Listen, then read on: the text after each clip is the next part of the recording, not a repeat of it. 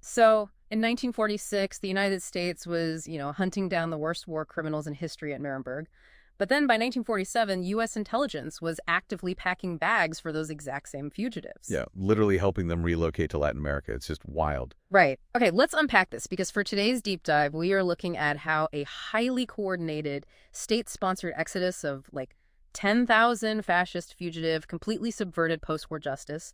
And more importantly for you listening, how that specific migration is directly shaping regional politics right now in 2026.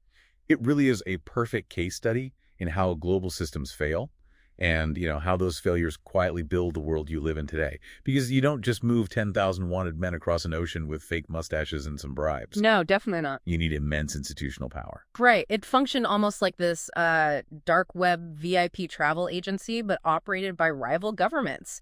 And the mechanics of it are staggering. What? Like, you had high-ranking Catholic clergy who were driven by this intense anti-communism, securing blank Red Cross travel documents for these escapees. What's fascinating here is how those documents actually function to bypass security. Because following the war, millions of legitimate refugees had lost their physical IDs. Right. It was total chaos. Yeah, total chaos. So the Red Cross issued these temporary travel papers based almost entirely on the honor system. Sympathetic clergy members would just, vouch for these fugitives using aliases. Wow. And that circumvented border control background checks entirely. Those documents basically became de facto passports to secure South American visas. And then United States military intelligence, specifically the Army's counterintelligence corps, they saw this Catholic escape route, the rat lines, and they just decided to co-opt it. Yeah, the early Cold War paranoia was really setting in by then. Right. So the U.S. starts prioritizing anti-Soviet espionage over actually prosecuting war crimes. Exactly. I mean, they effectively shielded Gestapo chief Klaus Barbie, the Butcher of Lyon. American intelligence felt they needed his anti-communist counter-espionage network, so they actively facilitated his escape to Bolivia. Geopolitical utility just completely overrode morality. But getting a visa is one thing, right? Setting up a comfortable new life for 10,000 people requires serious capital. Oh, massive capital. And we actually know exactly how this was funded. They relied on stolen assets and looted Jewish wealth, but they couldn't just walk into Buenos Aires carrying stolen European gold. No, of course not. They laundered it through Swiss banks, like the predecessors to Credit Suisse.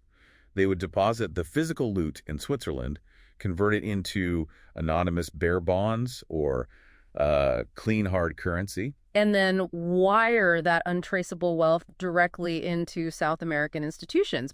But wait, how did entire local governments just look the other way? Well, they didn't just look the other way. That's the thing. Regimes like Juan Perón's in Argentina, they actually rolled out the red carpet when these men arrived with laundered funds. Wow.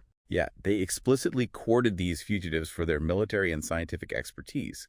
That allowed them to settle seamlessly into pre-existing, culturally isolated German enclaves. And we actually have the definitive receipts for this now. In May 2025, Argentina's President Milei declassified over 150 historical documents. Right, which finally provided empirical proof of this financial complicity between the state and those laundered funds, which is incredibly validating. Because for decades, the absolute secrecy around these financial networks created this massive information vacuum, right? Exactly. It's exactly why you saw such wild paranoia back then. The CIA literally opened a file in 1955 investigating a claim that Hitler was living in Colombia. Under the name Adolf Schroedelmayer. Yeah, right. Which is just absurd. Obviously debunked, but it proves the point. The state-sponsored secrecy was so profound that even the CIA couldn't separate a functioning financial conspiracy from absolute fiction. So what does this all mean for us today? Well, if we connect this to the bigger picture, you realize those hidden, undenazified communities didn't just fade into the history books. A late 2024 UN report exposed over 500 active neo-Nazi cells operating in southern Brazil. That is genuinely terrifying. It is. And when you look at the map, those cells align perfectly with the historical German enclaves we just discussed. Historical amnesty is directly fueling modern right-wing extremism. And, just to be totally clear to our listeners, we aren't endorsing any specific political viewpoints here. We're just impartially reporting on the original source material. But 500 Active Cells isn't like a fringe internet forum. That's an organized movement shaping actual elections. Oh, without a doubt. Like in early 2025, Brazilian President Lula explicitly framed the upcoming 2026 election as a literal battle to prevent a return to neo-fascism. It's the UN and the Brazilian presidency defining this conflict in these stark terms, not us. Right. But it just shows how deeply these historical roots have penetrated modern national discourse. It really is a 20th century failure of justice, morphing into a 21st century political crisis. Which leaves you with a fairly unsettling question to think about.